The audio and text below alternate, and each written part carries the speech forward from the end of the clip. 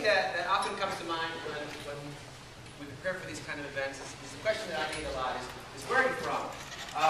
And I think it's a question that particularly a lot of Hispanics and Latinos get, but also a lot of minorities get, especially if you have kind of a darker skin or if you have like an odd name like myself. So you get this question of where are you from? And I'll be honest, it's a really difficult question for many of us to answer. It's a difficult question for me to answer because I was born in Bolivia, and she's over there on the map. When you think of Bolivia, you probably think of this. You think of llamas and little poor children and all of that. It's in the Andes. When I think of Bolivia, I think of this. This is actually the city where I was born, Santa Cruz. And I lived until I was 9.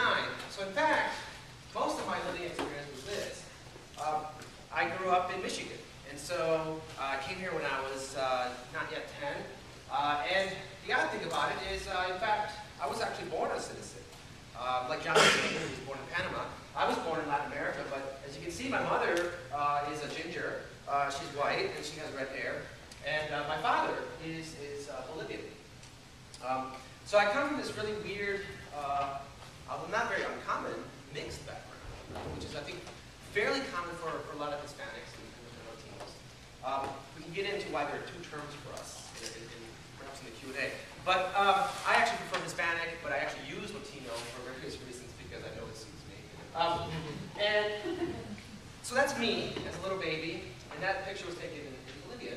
And this is my great-grandparents, and I thought I would just include them because that's probably like the dark or the lightest white spectrum of my family. My family kind of has a weird thing. My brother has a son who's a ginger because of my mom. I have a sister who's light-skinned but has darker-skinned kids. So it's a pretty common thing in Hispanics. They have kind of a grade, like 50 shades of brown, so to speak. And these are my great-grandparents in Michigan. They had a farm, so I still remember going to the farm. I rode my great-grandfather's tractor. I have family in Michigan that still farm. And so if you ask me where I'm from, it's, again, complicated, right? This is my Bolivian ID. I still carry my Bolivian ID, mostly just for show. And this is my U.S. passport, which in fact, I have found myself needing to carry much more frequently in the United States because, you don't want to accidentally get deported. And so, these are two aspects of where I'm from, right? And both of them connect me both to the United States, and one in particular, only to but I'm from Michigan. So if you ask me where I'm from, that's what I'm going to tell you. That's my tattoo. So I really am from Michigan, right? So I grew up in Michigan. As I told you, I went to undergraduate in Michigan. I went to graduate school in Michigan. In fact, I never left Michigan until I was in my early 30s. I mean, I traveled and I visited places, but my accent's Michigan. I won't know where to pop. I'm not going to ask for a Coke, and God forbid a soda. And so, where I'm from Michigan. So what do you do, right? Academics, we think about what do we do. We don't really think about who we are. We think about, professionally, what do we do? So I thought I'd have some fun, and this is my CV. That's not what I send people, obviously. But I took my CV and I ran it through a Wordle, and these are the things that keep popping up, right? So the things that you would expect, right? Political, right? I'm a political scientist, right? University, right? Bolivia, I write a lot about Bolivia, and then the words get smaller and smaller as you go through. So anyways, very, very briefly, as Avi pointed out, I'm interested in teaching, so I actually publish about teaching, about pedagogy. And I'm also interested, obviously, in Bolivia. There's an interesting rationale for that, which we can get into. I did not originally begin my graduate career thinking that I was going to be a Bolivia specialist. I also didn't even think I was going to be a comparativist. In fact, I wanted to be a political theorist. I want to be a political theorist, and I wanted to write about Simón Bolívar, right? They just had an election in Venezuela. Friend there. That's what I wanted to be, but it very quickly became clear to me that political theorists don't write about Simón Bolívar. They write about Rousseau, they write about Marx, they write about Foucault, they write about all kinds of people. And so it's going to be very, very hard for me to get a job as a theorist if I did Bolívar as a dissertation. And then it became pretty adamant that, hey, you speak Spanish, you know Latin America, you know Bolivia in particular, you should really just write a dissertation on Bolivia. And professionally it made sense, it made absolute sense. After all, I have a lot of family in Bolivia, I can go back to Bolivia very easily. I have a Bolivian ID, so I don't even have to pay a visa to go to the country. And sure, let's do it, right? So that was my trajectory. My first job professor of Latin American politics at Dickinson College. It was a great place. God, I love that place. It was a 2-year gig, high selective liberal arts school, and then after that, I got a permanent job at Mount St. Mary's University, teaching Latin American politics, but comparative politics more generally. So, in fact, European politics was on my docket as well. And then, of course, I left that job to come here. And I'm very happy. I think Ole Miss is a great place. And we left here because my wife got a job here, and so we moved here. So I left Baltimore and came here.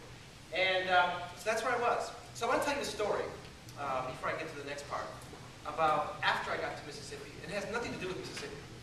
Right? But it got me really thinking. I'm really glad that I got asked to do this because it happened about a year ago, and it made me really think about, well, what does it mean to be Hispanic or Latino? So I'm not going to name any names. But a few years ago, so about a year and a half ago, 2 years ago, I began sending out job applications, right? It's not uncommon. We do this all the time. And in particular, very selective, we like it here, we weren't really thinking about necessarily moving, but there was a really great job that opened up. And so I sent in my application. Now, it was a long shot, right? Academic jobs are really hard to get. I didn't think that there was any reason why I should get the job or anybody else. I will tell you the school is north of the Mason-Dixon line, just if it makes you happy, right? And it was a job teaching comparative politics in a very large department. In fact, knowing some of the people in that department, I had a good sense that I could fit into the slot that they needed and other things. So I sent in my application. Thought nothing of it. Then a couple weeks later, something really weird happened. For those of you that are academics, you'll realize how weird this is. I got a call from the dean. That doesn't happen with the job application.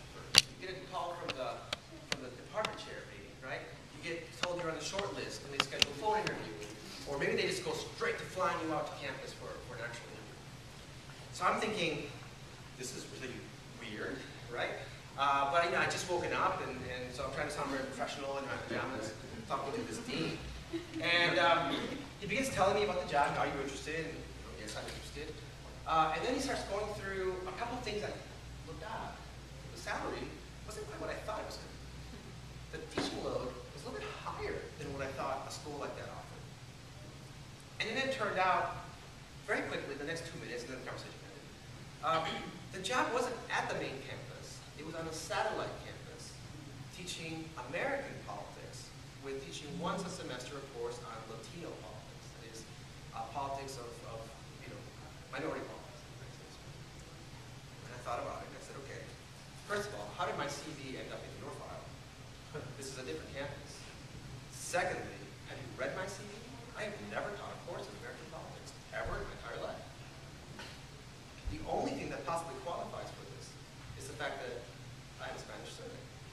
And more importantly, I'm at a better place than your current campus. Why would I leave the current job I currently have to go teach Latino politics, teach 5 courses every semester, someplace else? And so I said, thank you, I'm not really that interested, blah, blah, blah, blah. And then that was the end of that. So I thought, what does this mean, right? And I've told a few times this story to a few people. And it's interesting sort of some of the reactions that I get, especially if you do it in an anonymous form. We have jobs we do, right? So sometimes you can go in and be like, hey, what do you think of this? And so I'm not going to get into what other people react to, but it's a very odd thing. On the one hand, yes, had I been desperate, had I been really needing a job, it's a really tough job market, I could have probably taken that job. I was fortunate that I didn't need that job. But why did people think I was qualified to teach a job about Latino politics when that's not what I was ever trained to do?